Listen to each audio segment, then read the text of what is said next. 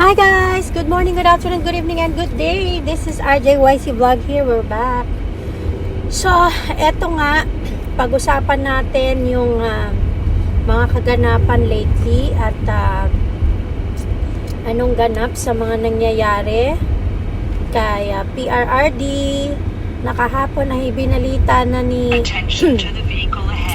ni VP Sara na okay naman siya at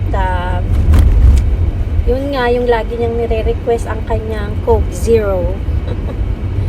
Anyways, pag-usapan natin itong mga full force na media, mainstream media sa pagdidiscredit sa mga vloggers and also yung mga walang kwentang pag-explain ko nitong si Gibo na anyways, dapat hindi na natin pinag-uusapan to mga to Okay, ibahin natin ang topic. Pag-usapan na lang natin kung paano natin matutulungan si VP Sara na hindi sila magtagumpay sa next plan nila, na ang next target naman talaga ay si VP Sara, and that is with the kanyang yung matawag nito yung okay? So ito na, papayag ba tayo na ma-impeach si VP Sara? And if not, anong kailangan natin gawin? And that is a vote straight PDP Laban. Bakit? Kasi pag ginawa natin yan, pag nag-vote straight tayo sa PDP Laban, meron na tayong chance na manalo sa botohan. Kasi explain ko lang sa inyo na ang impeachment po ay it's a number games.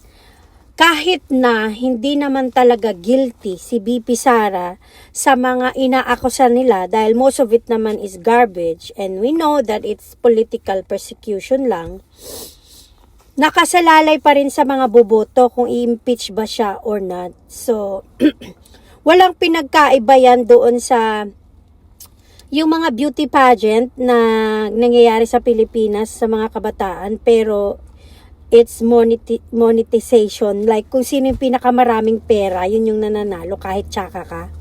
Yun, ganun yun. Ganyan din dito sa impeachment ni VP Sara.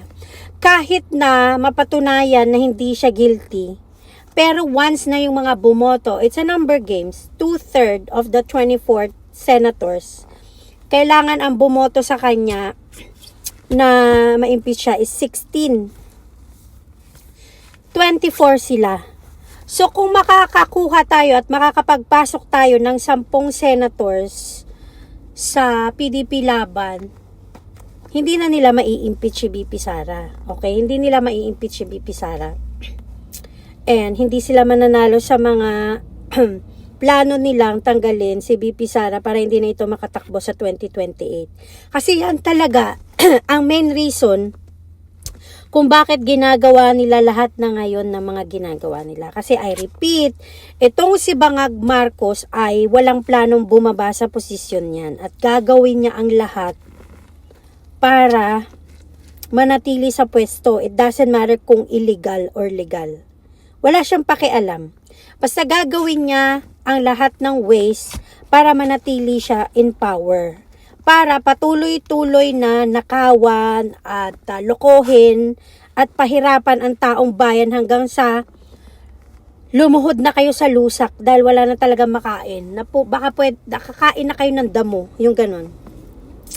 Ganyan talaga ang plano talaga ni Bangag. Kasi kung titignan nyo, magti 3 years na siya, wala pa rin nakikitang pagbabago sa bayan. Wala pa rin nakikitang mga infrastructures, wala pa rin nakikitang build. Wala pang nakikitang major project na nagawa niya sa kanyang mag-almost 3 years na pamumuno. Kasi nga, nakafocus sila kung paano tatanggalin ang mga Duterte sa harapan nila dahil mga Duterte ay tinik sa kanilang mga masamang plano sa bansang Pilipinas. Yan ang katotohanan, okay? So, paano natin tutulungan ang mga Dutertes para hindi mangyari yan? Kasi ang ginagawa nitong Bangag Administration at ni Tambanakaw is para ariin na ang bansang Pilipinas at pahirapan ang mga Pilipino. Papayag ba kayo nun? Papayag ba kayo na ganyan ang mangyayari sa inyo? Tayong mga nandito sa ibang bansa, papayag ba kayo na ganyan ang gawin sa bansang Pilipinas? Huwag nating payagan. And for that, kailangan makapaglagay tayo sa Senado na mga taong magiging kaalyado ni PRRD, ni VP Sara at lahat ng mga Dutertes. At kaalyado ng bansang Pilipinas. Kasi alam naman natin na hindi pro-Philippines ang Bangag eh.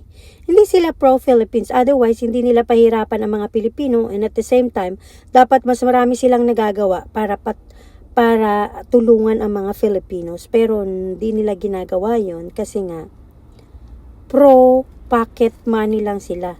Sa lapi at kapangyarihan, dyan lang sila nakatutok. And wag nating payagan, okay? So para mapigilan yung mga ginayupak na yan sa kanilang mga plano, wag nating payagang ma-impeach si VP Sara at ilagay natin sa balota ang PDP Laban kasama si Doc Mata. At kung sino pa man yung gusto nyong idagdag dyan, it's up to you. Basta wag lang kayong magdadagdag ng Alyansang Diretso Cubeta. Okay? That's all for today. I talk to you again later. Bye-bye!